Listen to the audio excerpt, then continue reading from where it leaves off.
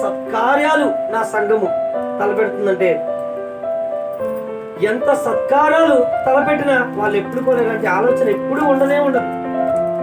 నేను దాని గురించి నేను గొప్పగా చెప్పుకుంటూ ఉంటాను. వాళ్ళు అనుకుంటారు ఒకటే, నేను ఇచ్చేది సేవకుడు కంటే నేను ఆదుకోవాల్సింది ఎవరినండి? ఇదిగో నా సేవకుడు, ఈయనను నేను ఆదుకుంటాను అన్నాడు. మీ సంఘం విడిచిపెట్టినా ఎవరు విడిచిపెడతారు? సంఘం అంతా కూడా ఏమండి చక్కగా రోజుకి మాంసాహారాలు వండుకుంటారు. అయ్యా ఈ రోజు నేను సేవకుని కానీ భోజనం పెట్టకపోయినా కనీసం కోరేద్దాం అనేటువంటి వారు కూడా ఉంటారు.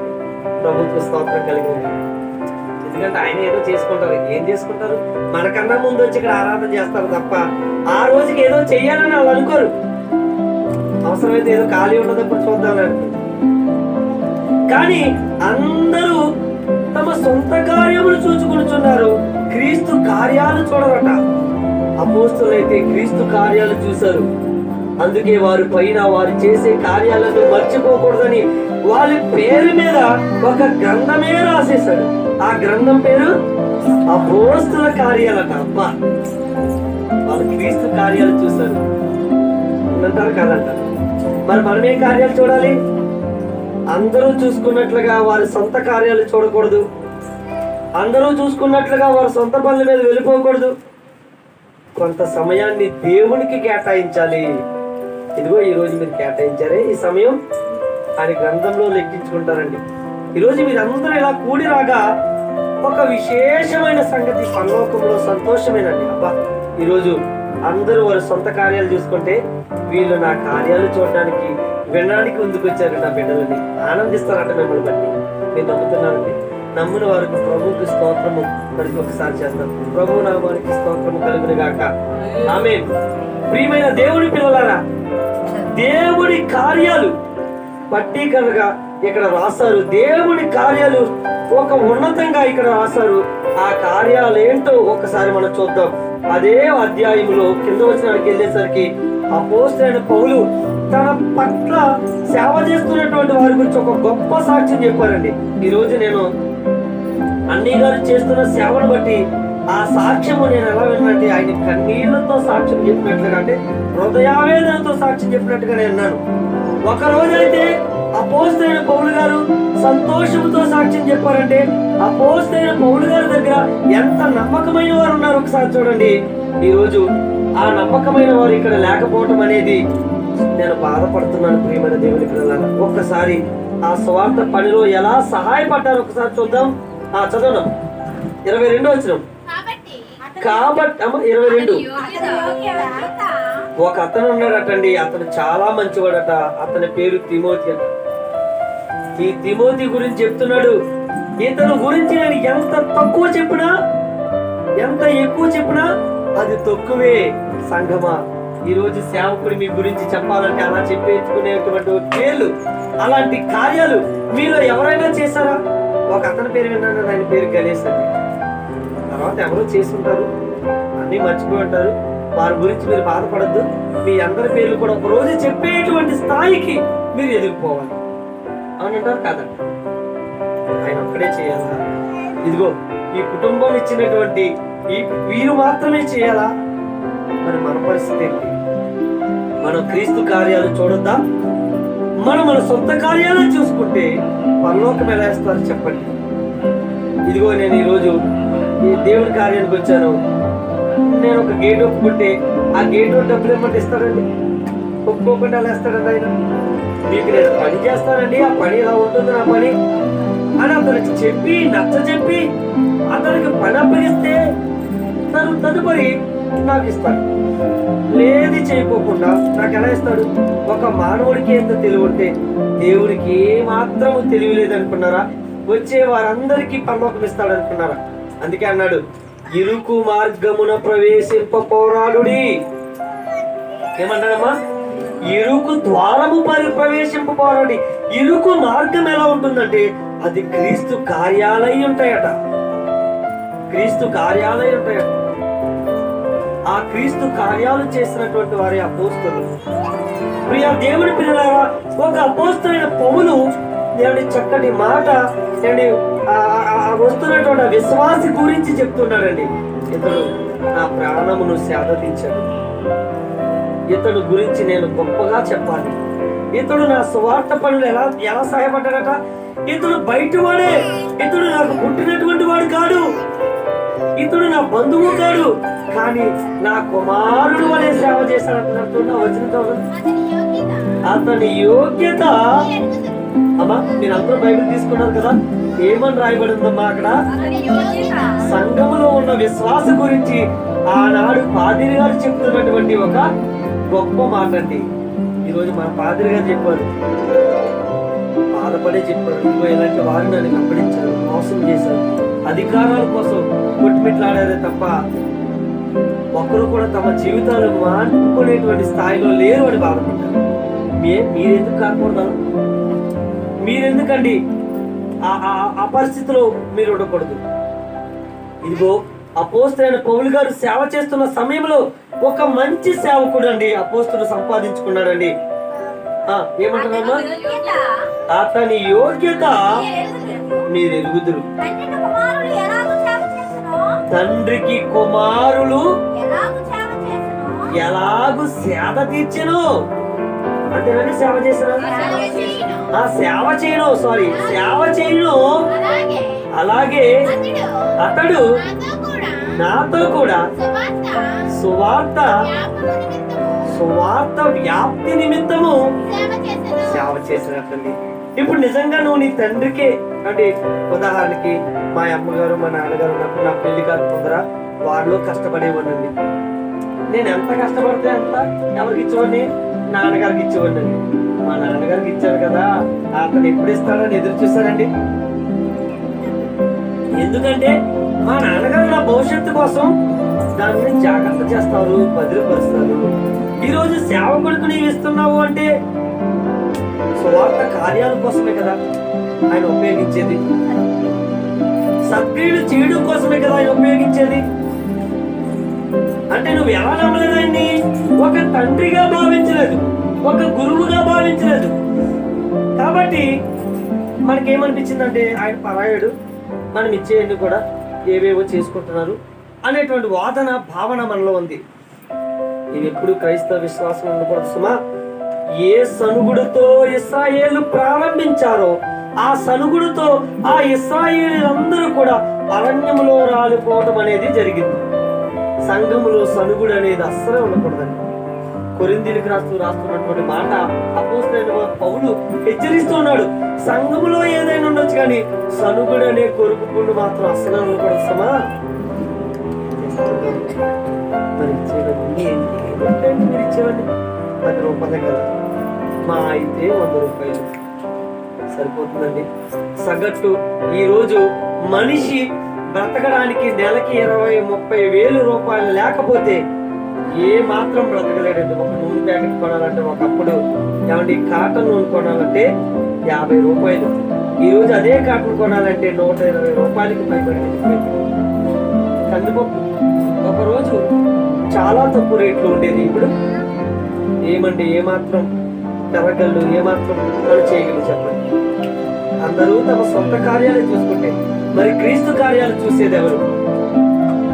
క్రీస్తు కార్యాలు ఎలా ఉంటాయంటే డైరెక్ట్ గా వచ్చేసి ఇదిగో నాకు చేయండి అంటట. డైరెక్ట్ గా వచ్చేసి క్రీస్తు కార్యాలు ఎలా ఉంటాయంటే ఒక మర్మాన్ని మీకు చెప్తాను, ఆ మర్మాన్ని ఫాలో అయిపోండి, పరలోకం వెళ్ళిపోతారు అంతే. 100% గ్యారంటీ. పరలోకం వెళ్ళాలంటే ఇదిగో ఇది 100% గ్యారంటీ. ఒక సీక్రెట్ మీకు చెప్తాను, అది మీరు ఫాలో అవుతే ఖచ్చితంగా పరలోకం వెళ్ళిపోతారండి. పరలోకంలో తీర్పు కూడా అదే. మత్తయి సువార్త 20వ అధ్యాయం, మత్తయి సువార్త 25వ అధ్యాయం. ఈ మాట దగ్గరికి మరలా వద్దాం, అక్కడ ఒకసారి చక్కటి మాటలు విందాం. ఒక 5 నిమిషాలు మీరు ఓపికతో ఉంటే నేను ముగించేస్తానండి. అరగంట గంటల సేపు నేను మీకు చెప్పను, విసిగించను. 25వ అధ్యాయం కాబట్టి 31 నుంచి ఒకసారి చూద్దామండి. తన మహిమతో క్రీస్తు ప్రభువారు, అంటే మనిషి కుమారుడు అంటే క్రీస్తు ప్రభువారు, క్రీస్తు కార్యాలు చేసేవారు ఎంతకు వస్తారట. క్రీస్తు సొంత కార్యాలు చేసుకునేటువంటి వారు ఎంతకు వస్తారట. యేసు ప్రభు ఎవరు ఎంతకు వస్తారంటమా? క్రీస్తు కార్యాలు చేసేటువంటి వారు ఎంతకు వస్తాడు. సొంత కార్యాలు చేసుకునేటువంటి వారు వస్తారట. ఆయన పేరు మనిషి కుమారుడు అని మరో పేరు ఉంది. ఆయన తన మహిమతో మనిషి కుమారుడు, అక్కడ క్రీస్తు అని చెప్పండి, క్రీస్తు ప్రభువు ఆయనతో కూడా సమస్త దూతలతో వచ్చినప్పుడు తన మహిమ గల సింహాసనాసీనుడై ఉండెను. అప్పుడు సమస్త జనములు అంటే సొంత కార్యాలు చేసుకునేటువంటి వారు, క్రీస్తు కార్యాలు చేసుకునేటువంటి వారినట పోగు చేస్తాడట. గొల్లవాడు మేకలలో నుండి గొర్రెలను వేరుపరిచినట్లు ఆయన వారిని వేరుపరుస్తారట. సొంత కార్యాలు చేసుకునేటువంటి వారిని వేరుపరుస్తారట, క్రీస్తు కార్యాలు చేసేటువంటి వారిని కూడా వేరుపరుస్తారట. మీరు జాగ్రత్త, ఇక్కడ ఖచ్చితంగా మనసు పెట్టాలి. అయ్యా, క్రీస్తు కార్యాలంటే ఏంటో నాకు తెలియలేదు ప్రభువా, లేకపోతే చేసి ఉండేటువంటి వాడిని. క్రీస్తు కార్యాలంటే ఆరాధన చేయటం, పాటలు పాడటం, కానుకలు ఇవ్వటం, ఎవరో ఏదో చేస్తే డబ్బులు పెట్టి ఖర్చు పెడితే అక్కడికి వెళ్ళి నేను ఏదో కాసేపు కూర్చుని వచ్చేసి వెళ్ళిపోవటం అని అనుకున్నానే తప్ప ఇలా చెయ్యాలని ఏమాత్రం అనుకోలేదు ప్రభువా అన్నప్పుడు బాధపడితే గొప్ప కారణం. ఇప్పుడే సమయం ఉండగానే మెలుగు కలిగి ఆలోచన చేస్తూ ఉండాలి ప్రియమైన దేవుని పిల్లల. అది క్రైస్తవుని యొక్క లక్షణం. క్రైస్తవుడు ఎప్పుడు ఎలా ఉండాలట? మెలుగు కలిగి ఉండాలట. మెలుగు కలిగి ఉండడం అంటే నిద్రపోకుండా అంటే ఎప్పుడు నిద్రపోవడం కాదు. ప్రతి విషయంలో మెలుగు అంటే జ్ఞానము కలిగి ఉండాలి, వివేకము కలిగి ఉండాలి. ఇక్కడ అంటున్నారు, ఆయన కార్యములు చేసేటువంటి వారిని, సొంత కార్యాలు చేసేటువంటి వారిని వేరుపరిచి ఆయన కార్యాలు చేసేటువంటి వారికి ఒక పేరు పెట్టాడట, గొర్రెలు అని పేరు పెట్టాడట. సొంత కార్యాలు చేసుకునేటువంటి వారు మేకలు అని పేరు పెట్టారట. మేకలకి ఎక్కువ ఆకలి ఎక్కువ అండి. ఎప్పుడు కూడా యజమాని వెంపడకు. మేక ఏం చేస్తుందట? ఎక్కడ మేక దొరుకుతుందో అక్కడికి వెళ్ళిపోతుందండి. గొర్రె ఏం చేస్తుంది? అక్కడ నిజంగా మేక ఉన్న యజమాని వెళ్ళిపోతే చూడండి ఒకసారి, గొర్రె కూడా వెళ్ళిపోతూ ఉంటుంది, పరిగెత్తుకుని వెళ్ళిపోతుంది. గొర్రె లక్షణం. నువ్వు ఎలా ఉన్నావు సంఘమా? నువ్వు మేకల గుంపులో ఉన్నావా? వెళ్ళిపోయే శాపను విడిచిపెట్టి వెళ్ళిపోయే మేకల గుంపులో ఉన్నావా? కష్టం వచ్చిందని, ఏదో అన్నాడని. మరి బోధకుడైన వాడు బోధించి బుద్ధి చెప్పి నువ్వు మారకపోతే, శిక్షించైనా క్రీస్తులోకి నడిపించకపోతే బోధకుడు ఎలా అవుతాడు? అలా శిక్షించాడని నువ్వు మానేస్తే నువ్వు విశ్వాసం ఎలా అవుతావు? ఇది నా ప్రశ్న. నిన్ను అనకపోతే ఇంకెవరు? నిన్ను సరి చేయకపోతే ఇంకెవరిని సరి చేస్తాడు? లోకమే మారుతుందా? విశ్వాసిగా మనం మారకపోతే లోకం ఎలా మారుతుంది చెప్పండి? కనుక ప్రియమైన దేవుని పిల్లలారా, మారినటువంటి వారికి, క్రీస్తు కార్యాలు చూసినటువంటి వారికి గొర్రెలను పేరు పెట్టాడట.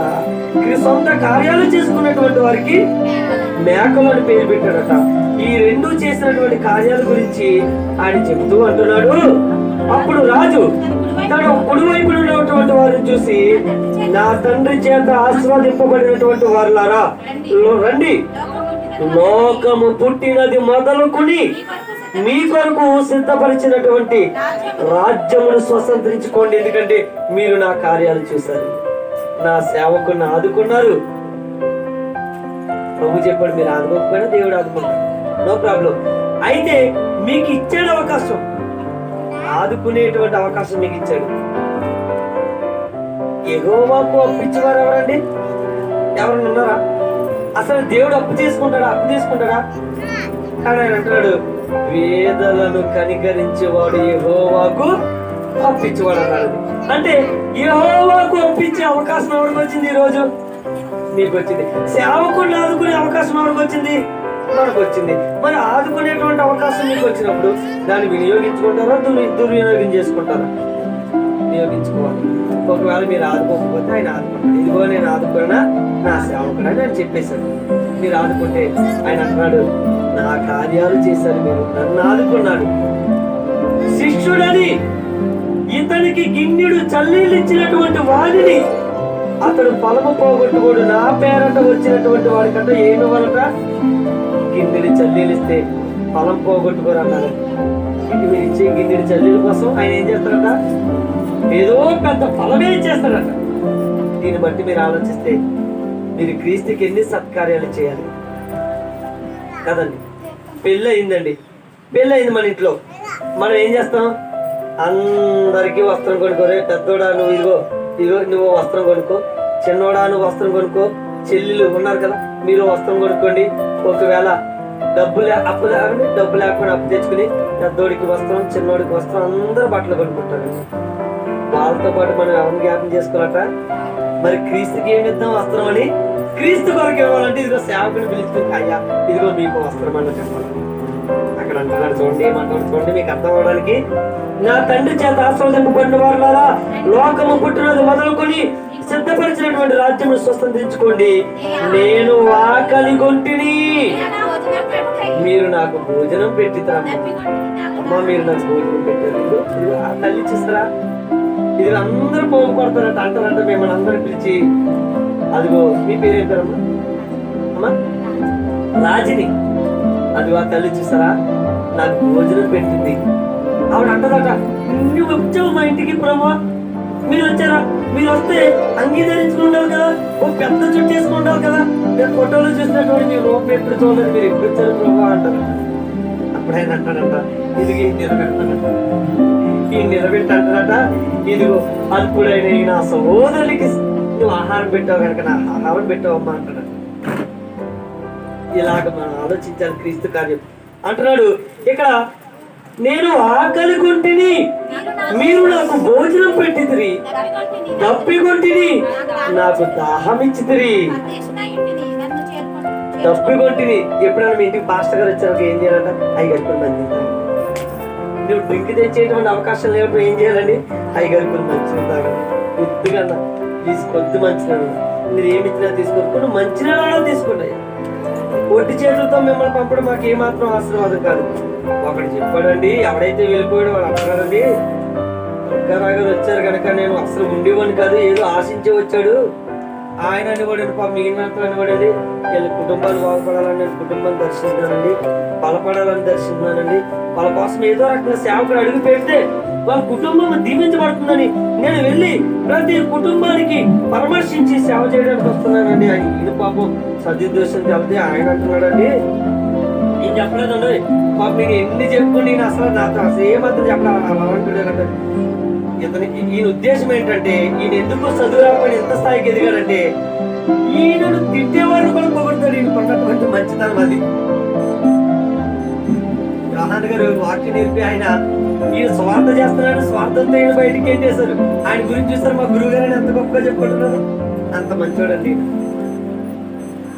ప్రియమైన దేవుడి పిల్లలారా, ఆయన గురించి నాకు ఈయన ఏం చెప్పలేదు, ఆయనే చెప్పాడు. నేను వచ్చేటప్పటికి వెళ్ళిపోయాను, వెళ్ళిపోయావు, ఇప్పుడు నీ కుటుంబం ఏమన్నా బాగుందా? ఏం బాగుందా? ఏం బాగుందా? సేవకుని యొక్క అడుగు నీ కుటుంబంలో పెట్టినప్పుడట క్రీస్తు అడుగు నీ కుటుంబంలో వస్తుందట. సేవకుడు వెనకాల క్రీస్తు ఉంటాడు. ఇదిగో నేను ఆదుకున్న నా సేవకుడు, ఇతను నేను వెనకాల ఉంటాను, ఇతను పంపేది ఇతనే గాని, అయ్యా నువ్వు వెళ్ళు, నీ వెనకాల నేను ఉంటాను, వెళ్ళు. నువ్వు ఎవరింటికి వెళ్తావో, నువ్వు ఎవరిని ఆస్వాదిస్తావో వారిని నేను ఆస్వాదిస్తాను, నువ్వు ఎవరి కోసం ప్రార్థన చేస్తావో వారిని నేను మొర వింటాను, నువ్వు ఎవరి కోసం నువ్వు ఎవరిని శపిస్తావో పేతురుతో అన్నాడు, నీవు ఎవరి పాపాలు బంధిస్తారో వాళ్ళ పాపాలు నేను ఏం చేస్తాను? భూమి మీద బంధించబడతాయంటే మీరు ఎవరు కట్టులు విప్పుదురో వారు పరలోకంలో విప్పబడతాయి. మిమ్మల్ని ఎవరైతే ఆటంకపరిచారో వారందరూ కూడా ఆటంకాలు అయిపోతారు. మీరు వెళ్ళిపోండి, వాళ్ళ ఇంటి దగ్గరికి వెళ్ళిపోయి పాదతులు దులిపేసి వచ్చేది, నేను సాక్షిగా ఉంటాను అన్నాడంటే. ఆలోచించండి ప్రియమైన దేవుని పిల్లలారా, ఒక చదువు లేని వారికి ఉన్నతమైన విద్య, బైబిల్ విద్య నేర్పాడు అంటే ఏదో ఒక కార్యం ఉందని మీరు అర్థం చేసుకోవాలి, బలీయంగా అర్థం చేసుకోవాలి. మీరు చదువు వచ్చినోడు బైబిల్ చెప్పడం కాదండి. నేను డిగ్రీ చేశాను, నేను బైబిల్ చెప్పడం కాదు. డిగ్రీ చేసేవాడు ఎలాగైనా చదువుకుని చేయగలడు, చదువు రానివాడు చెప్పడం ఏంటంటే బైబిల్. ఆశ్చర్యం కాదంటారు, చెప్పండి. ఆశ్చర్యమండి, ఆశ్చర్యమండి, ఆశ్చర్యమండి. మీరు నెలకొక్కసారి ఆయన పిలిపించుకోండి. నేను చెప్తున్నాను కదా, వాక్యం బట్టి నేను చెప్తున్నాను, నెలకొక్కసారి ఆయన పిలిపించుకోండి. ఆయన అడుగులో క్రీస్తు అడుగు ఉంటుంది. ఆయన సమాధానం అయితే మీ కుటుంబాల సమాధానం అయితే జాగ్రత్త. దేవుడు యొక్క మంచి వర్తమానం ఈ రోజు నీతో మాట్లాడుతున్నాడు. నేను ఆకలి కొంటిని, మీరు నాకు భోజనం పెట్టిదిరి. నేను దప్పిక కొంటిని, మీరు నాకు దాహం ఇచ్చిరి. పరదేశులై ఉంటిని, నన్ను చేర్చుకుంటుని. కొంతమంది చేర్చుకోవడానికి విసుక్కుని మేడల పైకి ఫోన్ పెట్టుకుని వెళ్ళిపోయాడు. వాడే చెప్పాడు, ఇలా వెళ్ళిపోయాడు. గుర్తుదండి, ఫోన్ వచ్చింది కాదు, ఏం వచ్చింది కాదు, నేను వెళ్ళిపోయాను, ఆయన వస్తున్నాడని సిరాకు వచ్చింది. ఏంటి నీకు వచ్చే ఇదే, నీ డబ్బులు అడిగాడా?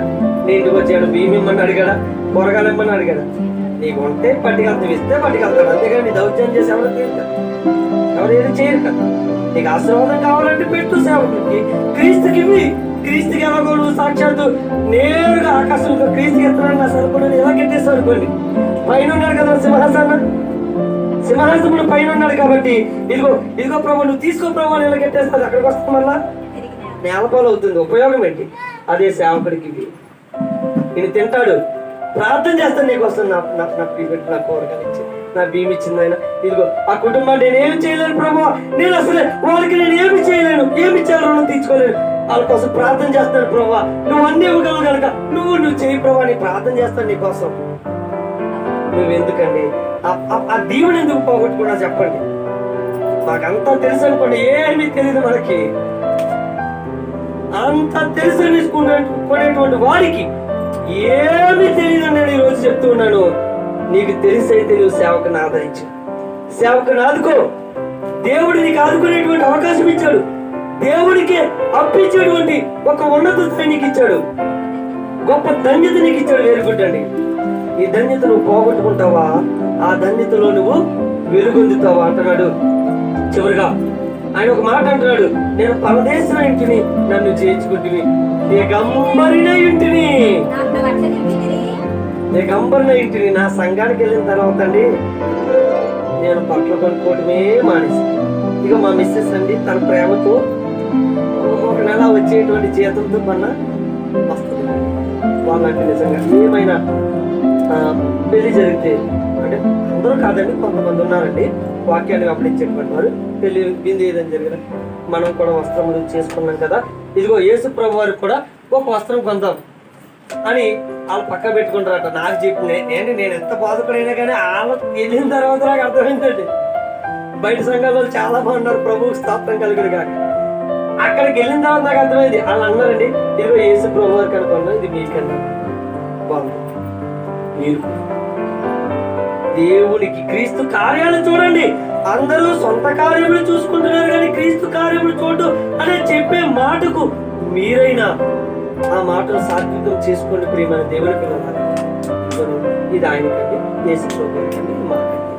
అప్పుడు ఆయన అనుకుంటాడు, అప్ప వీళ్ళండి నా సేవకుని ఆదుకుంటున్నాడు అని ఆయన గొప్పగా రాసుకుంటాడట. ఆయన జీవగ్రంథంలో రాసుకుంటారట. ఏమండి, కొన్ని మాటలు చూసుకుని ముగించేసుకుందాం. మీ అందరూ ఇసుకుపోతున్నారా? అంటే నా భయం మధ్య మధ్యలో అంటారండి మీరు. లేదు, మీరు మెలుకుంటారని మీకు తెలుసు అండి, విసుకుపోయేవారు లేదో తెలుసు. అన్నీ మీ గురించి ఎంత గొప్పగా చెప్తాడు. నిజమంటే ప్రియమైన దేవుని పిల్లలు అలా ఉండాలి. అయితే ఇక అంటున్నాడు, నేను దిగంబరున ఇంటిని, నాకు బట్టలిచ్చితిరి, రోగిన ఇంటిని, నన్ను చూడవచ్చితిరి. సేవకుడు రోగిగా ఉంటే ఎందుకు రాలేదు అని సంఘం అంతా చూడటానికి వెళ్ళిపోవాలట. అప్పుడు అంటాడండి ఆయన, నా బంధువులు ఎవరు రాలేదు కానీ నా సంఘస్థులు నన్ను ఆదుకున్నారు అని సాక్ష్యం ఇస్తాడట. ఆ సాక్ష్యం ఎక్కడికి వెళ్తుందట? పరలోకం వెళ్ళిపోతుందట. ఆ పరలోకంలో దేవుడు ఏమనుకుంటాడంట, నా సేవకుని ఆదుకున్నారు కనుక వీళ్ళకి ఏ కష్టం వచ్చినా వీళ్ళ వెనకాల నేను ఉంటాను అనుకుంటాను. ప్రియమైన దేవుని పిల్లలారా, ఈ మాటలు వంటివి కాదు. ఊరికే రాయలేదు యేసుక్రీస్తు వారు, ఊరికే చెప్పలేదు వారికి మర్మం. యేసుక్రీస్తు వారు చెప్పినవే అపోస్తులైన పౌలు చెప్పారు, అపోస్తులు చెప్పారు. అందరూ సొంత కార్యములే చూసుకున్నారు, క్రీస్తు కార్యాలు చూడరన్నారు. ఆ క్రీస్తు కార్యాలు ఏంటో యేసుక్రీస్తు వారే సాక్షాత్తు బహిర్గతం చేస్తూ ఉన్నాడు. చూడండి, ఇక్కడ మాట్లాడుతున్న దిగంబరిన ఇంటిని, నాకు బట్టలు ఇచ్చారు, రోగిన ఇంటిని, నన్ను చూడవచ్చారు, చెరసాలలో ఇంటిని. అంటే చెరసాల అంటే మనకులాగా స్వతంత్రం లేదండి. చెరసాల అంటే అర్థం ఏంటంటే మనకులాంటి స్వతంత్రత ఏమీ వారికి లేదండి. వాళ్ళు ఉన్నారో లేదో, తిన్నారో లేదో, ఏ అప్పుల బాధలో పడ్డారో, ఈ మైక్ కొనడానికి కానీ ఇవి కొనడానికి కానీ ఎవరో ఒక దాతృత్వం చేస్తారు. దాతలు వారి గురించి నేను గొప్పగా చెప్పుకుంటూ ఉంటాను ఇప్పటికీ. ఇవి ఎవరైతే మరి ఈ బిల్డింగ్ ఈ యొక్క షెడ్ కానీ ఈ మైక్ కొన్నటువంటి ఎక్విప్మెంట్స్ కానీ ఇచ్చారో వారి గురించి ఎప్పుడు కూడా నేను గొప్పగానే మాట్లాడతాను. ప్రియమైన దేవుని పిల్లలు, వారికి ప్రభు యొక్క దేవుని నిండుగా ఉండాలి. అయితే సేవకుడు అనుకుంటా అంటే ఇదిగో సంఘానికి ఇది తోటైంది, ఇది చెయ్యాలనే కూడా ఒక ఆలోచన. ఈ ఆలోచన అనేది చెరలో ఉన్నప్పుడట మనం ఏం చేయాలట, ఆయన్ని చెరసాలలో ఉంటిని ఏమని పరామర్శించాలట. అయ్యగారు ఏం పర్లేదండి, మీరు సంఘం కట్టుకుని మన అందరం కూడగట్టుకుని ఒకటి మీరు ఎందుకు ఎంత బాధపడుతున్నారు, ఎంత దిగులు పడుతున్నారు, సంఘం కోసం ఎందుకండి, మేము ఉన్నాం కదండి, మేము సేవ చేస్తామండి, మేము అంటాం, మీరు వెనకాలండి, మీరు ముందండి, మా వెనకాల మీరు ఉండండి, మేము చేసుకోతాం పని అన్నట. ఆలోచనని చెరలో ఉన్నటువంటి ఈయన కంటే మనం ఓదార్పునివ్వాలంట. అలా ఓదార్పిచ్చేటువంటి వారు విశ్వాసం ఉన్నారు. అలాంటి విశ్వాసాలు ఉంటే అలాంటి వారిదే పరలోకం అంటారు. అలాంటి వారిదే పరలోకం అని దేవుడు చెప్తూ ఉన్నాడండి. అన్నారు అప్పుడు చెరసాలలో ఉంటిని నా యొద్దకు వచ్చితరని చెప్పినట. అప్పుడు విశ్వాసం అంటున్నారట, నీతిమంతులు అంటున్నారట, ప్రభు కార్యాలు చేసి సేవకులను ఆదుకుని సహోదరులపై నమ్మకం ఉంచి వారి పనులన్నిటిలో సహాయం చేసేటువంటి వారు అంటున్నారట. అందుకు నీతిమంతులు, ప్రభువా ఎప్పుడు నీ ఆకలి కొంటూ ఉంటుంది చూసి ఆహారం ఇచ్చిదిమి, నీవు దప్పికొంటూ చూసి మేము ఎప్పుడు ఇచ్చిదిమి, దాహం ఇచ్చిదిమి.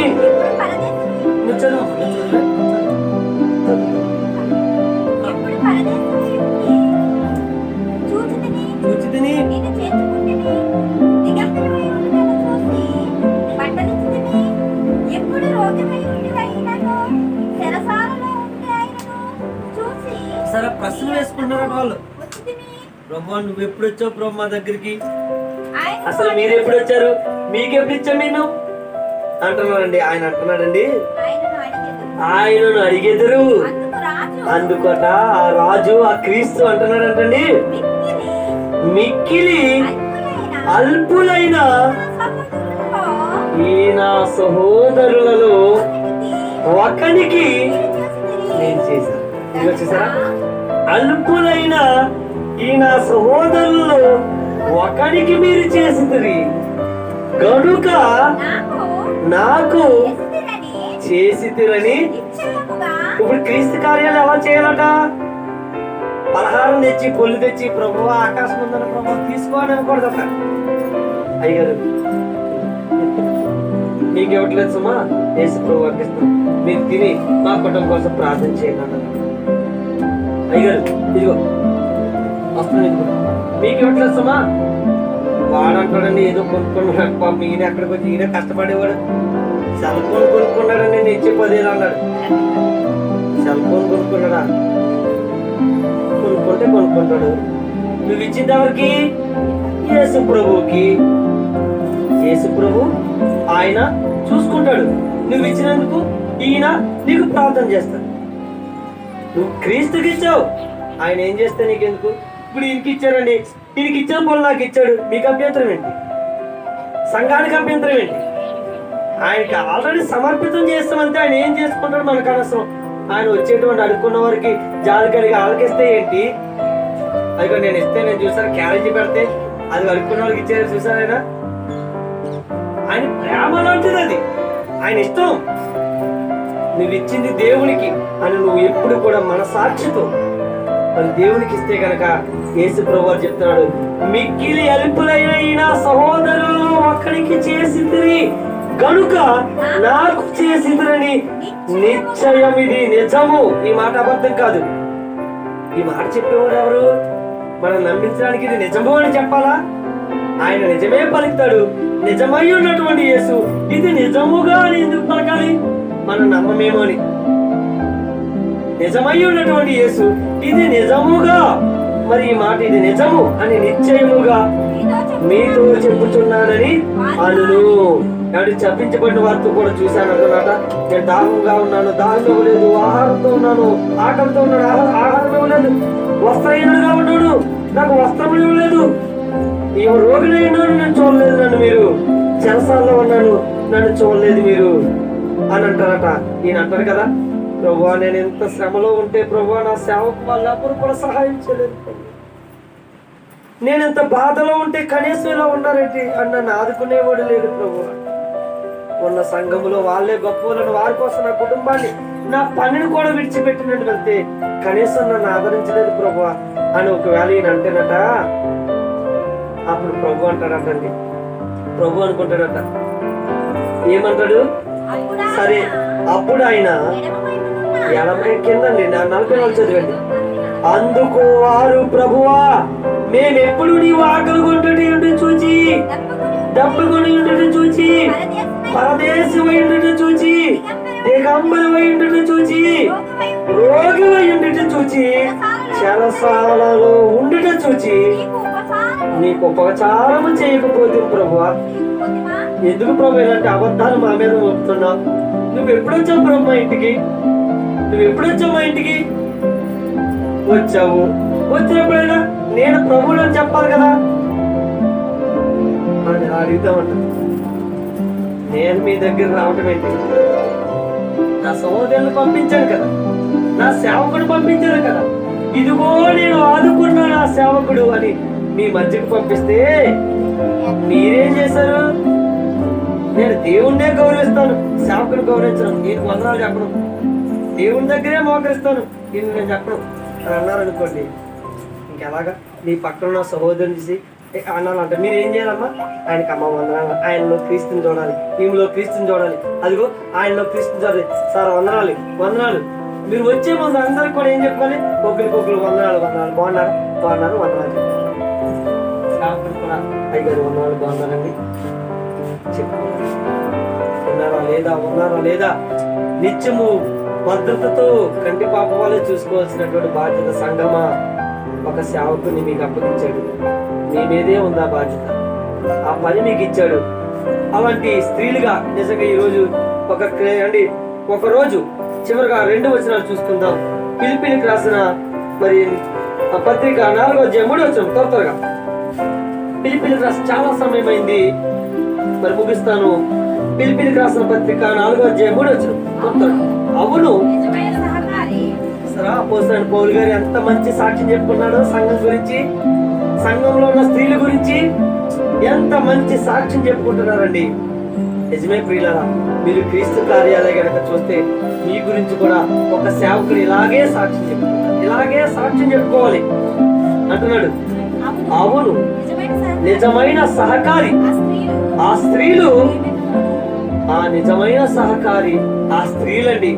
అపోస్తలుడైన పౌలుని అడిగితే అంటారండి, అండ్ ఆ స్త్రీలండి నిజంగా ఆ ప్రకటనలోకి వెళ్తేనండి అక్కడ ఉన్న పురుషులందరూ నాకు వ్యతిరేకులు అయ్యారండి, కానీ ఆ స్త్రీలు నన్ను విడిచిపెట్టలేదండి. మీరంటారు మేమేం చేయమండి, స్త్రీలు మండి, మా వల్ల ఏమవుతుందండి అని చెప్తారు స్త్రీలు చాలా మంది.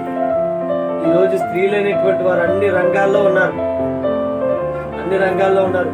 మేము ఎందులో తక్కువ అంటున్నారు స్త్రీలు. ప్రభు పనులకు వచ్చేసరికి మేమేం చేయమండి, మేము స్త్రీలు అంటున్నామండి. అన్ని రంగాల్లోనేమో మాకేం తక్కువ, మాకేం మీకులాగా ఉన్నాం, మీకులాగా 2 కళ్ళు మాకు ఉన్నాయి, మీకులాగా నోరు ఉంది, ముక్కు ఉంది, 2 కాళ్ళు, మేమేం తక్కువ మీతో? మేము కూడా సమానమే, గవర్నమెంట్ కూడా సమానమే చేస్తుంది. అందుకే ఈరోజు వాళ్ళు డ్రైవింగ్ లో కూడా అసలు ఆడవాళ్ళు కూడా డ్రైవింగ్ చేసేస్తారు. ఆడవాళ్ళు లేని రంగం ఏమని చెప్పండి? ప్రభుత్వ ఉద్యోగంలో కూడా ఆడవాళ్ళే మేము పోటీ అంటున్నారు, ఆటోలు నడపడంలో మేము పోటీ అంటున్నారు, చివరికి విమానాలు నడపడంలో కూడా మేము పోటీ అంటున్నారు. అంతేకాదండి, మీరందరూ ఆశ్చర్యపోయే విషయం, పోలీసు వ్యవస్థలో కూడా చక్కగా ఫిజిక్స్ పెంచి అందులో కూడా మేమెందుకో మేము కూడా పోలీసులు అవుతాం ఏమండి. మరి ఇందులో ఎందుకు ఎవరు? మేమెందులో దేవుడి క్రీస్తు కార్యాలు చేయటంలో మేము ఎందులో తక్కువ అవ్వాలండి? మేము కూడా సమానమే, వాళ్ళతో సమానమే, మేం చేస్తాం వాళ్ళు రాకపోతే అని. ఎంతమంది స్త్రీలండి, ఎంతమంది స్త్రీమూర్తులండి ప్రభు పనిలో, ప్రభు కార్యాభివృద్ధి సహకరిస్తున్నారు. అందులో సమానం అంటారు, ఇందులో మేమేం చేయగలమండి స్త్రీలని అంటారా? ప్రభు ఊరుకోడు. చివరికి చివరికి ఎందులో ఉన్నారట వీళ్ళు? మిలిటరీలో కూడా ఉన్నారటండి స్త్రీలు. మిలిటరీ ట్రైనింగ్కి వెళ్ళిపోయి పెద్ద పెద్ద ఇసుక మోటార్లు మోసి పెద్ద పెద్ద ఇసుక మోటార్లు గుద్దుతున్నారట, పెద్ద పెద్ద లాంగ్ జంప్ హై జంప్ దూకుతున్నారట, చెట్లు ఎక్కుతున్నారట, తాళ్ళు ఎక్కుతున్నారట. మేము ఎందులో తక్కువ గన్నలు పట్టుకుంటున్నారట. అన్నంలో చేరిపోయారు, మిలిటరీలో చేరిపోయారు. ఎందులోని మేము తక్కువ కాదు అని చెప్పడానికి ఎవరెస్ట్ కూడా ఎక్కడానికి కూడా సిద్ధపడ్డారు. మరి ప్రభు దగ్గరికి రావడానికి ఎందుకు సిద్ధపడలేదు? మేము స్త్రీలమండి, మేమేమి చేయలేమని. కానీ అపోస్తలుడైన పౌలు కాలంలో అయితే ఆ స్త్రీలు ఏం చేస్తున్నారట? అవును, నిజమైన సహకారి ఆ స్త్రీలు క్లెమెంతుతోను నా ఇతర సహకారులతోను సువార్త పనిలో నాతో కూడా ప్రయాసపడిరి. అయ్యా, ఈరోజు సువార్త వెళ్తాం కదా, వచ్చింది ఎంతమంది వెళ్తాం, ఏం పెడదాం, ఏం చేద్దాం, ఇదిగో నాకున్న మట్టి నేను ఎలా చేస్తానని సహాయపడాలి.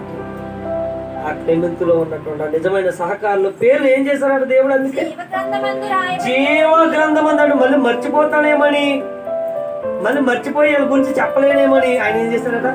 జీవ గ్రంథమును రాయబడి ఉన్నవి అప్పుడు తెలుస్తారట. ఇదిగో అమ్మ, నువ్వు పలానప్పుడు పలానా చేసావు, పలానప్పుడు పలానా స్వార్థ కార్యక్రమానికి పలానా సేవకులు ఇదిగో ఎత్తిచ్చావు, ఇలా చేసావు, ఇదిగో ఇది చేసావు, నీళ్ళు ఇచ్చావు, ఆహారం ఇచ్చావు, వస్త్రం ఇచ్చావు, రాసుకుంటున్నారటమ్మా. మరి ఈ కార్యాల్లో మనం ఉండకపోతే, క్రీస్తు కార్యాలు చూడకపోతే మీ సొంత కార్యాల్లో ఉన్నాడు. అంటే క్రీస్తు కార్యాల్లో లేకపోతే ఎక్కడ ఉంటాడు మనిషి? సొంత కార్యాల్లో ఉంటాడు. సొంత కార్యాల్లో ఉన్న మనిషి ఏమైపోతాడు? నిత్యాగ్ని దండనకు వెళ్ళిపోతాడు. అలాంటి పరిస్థితి మనం ఎవ్వరూ కూడా ఉండకూడదని మరి నేను మీకు తెలియపరుస్తూ ఉన్నాం ప్రియమైన దేవుని పిల్లలారా. మరి ఒక చక్కటి మాటగా మార్కు సువార్త 9వ అధ్యాయం 41, 42. మార్కు సువార్త 9:41, 42. చివరిగా మీరు క్రీస్తు అంటే మీరు క్రీస్తు వారని ఎవరి గురించి చెప్తున్నారు? అయ్యారు మీరట క్రీస్తు వారని. అమ్మ, మీరు జాగ్రత్తగా ఉండండి. శిష్యులతో చెప్తున్నాడు యేసుక్రీస్తు వారు. ఇప్పుడు నేను అయ్యగారితో చెప్తాను. అయ్యగారు, మీరు క్రీస్తు వారని, నా పేరట మీకు గిన్నెడు నీళ్లు త్రాగించువాడు వాడికి రావాల్సిన ఫలము పోగొట్టుకున్నాడు అని స్వర్గరావు గారు ప్రభు మీతో నిశ్చయంగా చెప్తున్నాడు. స్వర్గరావు గారి గురించి ఏమని రాశారమ్మా? నా గురించి ఏమని రాశారు? మీ గురించి ఏమని రాశారు? మీరు క్రీస్తు పేరట వెళ్తే అంటున్నాడు. మీరు చూడండి, క్రీస్తు వారని నా పేరట మీకు గిన్నెడు చల్లీలు ఇస్తే ఆ ప్రతిఫలము పోగొట్టుకున్నాడు. మీకు నిశ్చయముగా చెప్పుచూ ఉన్నాను, ఎవరిచ్చినా ఇవ్వకపోయినా ఏమి చేసినా చేయకపోయినా మిమ్మల్ని ఎవరైతే గౌరవిస్తారు వారిని క్రీస్తుని గౌరవించినట్లుగా. ఈ యానివర్సరీ డే మీరు నేర్చుకోవాల్సింది మంచి పాఠం, పునాది పాఠం. మిమ్మల్ని ఎవరైతే గౌరవిస్తారో వారిని క్రీస్తుని గౌరవిస్తారు. మిమ్మల్ని ఎవరైతే చేర్చుకుంటారో వారు క్రీస్తుని చేర్చుకుంటారు. మీకు ఎవరైతే గిన్నెడు చల్లీలు ఇచ్చారో వారికి క్రీస్తుకు గిన్నెడు చల్లీలు ఇస్తారు. అంతగా మించే సత్కారం ఏది చేసినా అది క్రీస్తుకే చెందినట్లుగా అవుతుంది. అలాంటి కార్యాలు ఇదిగో ఈ తాటిపర్లో ఉన్నటువంటి క్రీస్తు సంఘం నెరవేర్చాలని, అలాంటి ఉన్నతమైన దీవెనలు, ఆశీర్వాదాలు క్రీస్తు సంఘము పైన, క్రీస్తు సంఘ సభ్యుల పైన నిరంతరము ప్రకాశింపులాగున పరిశుద్ధాత్మ దేవుడు సదాకాలము మీకు తోడేండి నడిపించునుగాక. ఆమేన్. చిన్న ప్రార్థన చేసుకుంటాం. ప్రేమ కలిగిన తండ్రి, కృప కలిగిన దేవ, నీ సేవకుని ఆదుకుని నువ్వు పంపించావు నాయన. ఒకరోజు యేసుక్రీస్తు వారు సువార్త చేస్తూ ఉండగా సరిగ్గా ఆహారం తిన్నారో లేదో తెలియక ఉన్న సమయంలో ప్రభు ఆయన అన్నారు, శిష్యులు భోజనం తెచ్చారు. ఆయన అన్నాడు, మరి మీకు తెలియని ఆహారం నాకుంది, నా తండ్రి పని చేయుటే నాకు ఆహారమై ఉన్నదని. తండ్రి పనిలో మునిగిపోయి ఆహారాన్ని కూడా, సొంత ఇంటిని కూడా కట్టుకోలేనటువంటి పరిస్థితి. నక్కలకు బోరీలు ఉన్నాయి, ఆకాశ పక్షుల గూళ్ళు ఉన్నాయి, కానీ మనిషి కుమారుడు తలవాల్చుకోవడానికి స్థలము లేదు అని నాయన ఒకరోజు మీ కుమారుని పట్టించుకునేటువంటి వారు ఎవరు లేరు. అందుకే మా కోసం ఈ రోజు సేవకులు పంపించారు. వారిని పట్టించుకుంటే మిమ్మల్ని పట్టించుకున్నట్లుగా మరి మీరు మాకు మీ గ్రంథమందు కొన్ని వాక్యాలు సెలవిచ్చారు. నిజమే ప్రభు, ఈ మాటలు నమ్మదగినవి, పూర్ణాంగీకారములకు యోగ్యమైనవి అని మేము నమ్ముకుని ఒక తీర్మానం తీసుకుని ఒక మంచి ఉద్దేశములతో మేము నాయన సేవకుల పట్ల, మీ పట్ల, సంఘము పట్ల ఒక బాధ్యత ఎవరికి వారిని తీసుకునేటువంటి భాగ్యం మిమ్మల్ని కోరుకుంటున్నాం నాయన. ఆ రోజు శిష్యులు తిన్నారనుకున్నారు. తండ్రికి తెలియని మరి ప్రభు మీకు తెలియని ఆహారం ఉందని అనగానే మీరు శుభ్రంగా తినేసి ఉంటాడు అనుకున్నారు. కానీ ఆయన ఏమి తినకుండా మీ పని చేయటే ఆహారంగా భావించారని ఆ రోజు వారు యేసుక్రీస్తు వారితో తిరుగుతున్నటువంటి వారిలో ఒక్కరిలో కూడా ఈ ఆలోచన లేదు ప్రభు. కానీ మాలోనైనా ఈ ఆలోచన నింపి క్రీస్తు కార్యాలు శ్రద్ధగా చేసి పరలోకములో బలానమ్మకమైన మంచి దాసులు అని మీకోసం పేరు పొందేటువంటి విధముగా మమ్మల్ని నడిపించి మరి సేవకుల పట్ల ఒక ప్రత్యేకమైన తలంపుతో మేము మా కుటుంబాలు ఉండగలకు సహాయం చేయమని యేసుక్రీస్తు నామమున ఈ ప్రార్థన అడుగుచు ఈ వాక్యాన్ని బిడ్డ హృదయాలు స్థిరపరచమని అడిగి వేడుకొనుచున్నాము తండ్రి. ఆమేన్. నాకు అవకాశం ఇచ్చిన అన్నగారికి వందనాలు చెల్లించుకుంటున్నాను.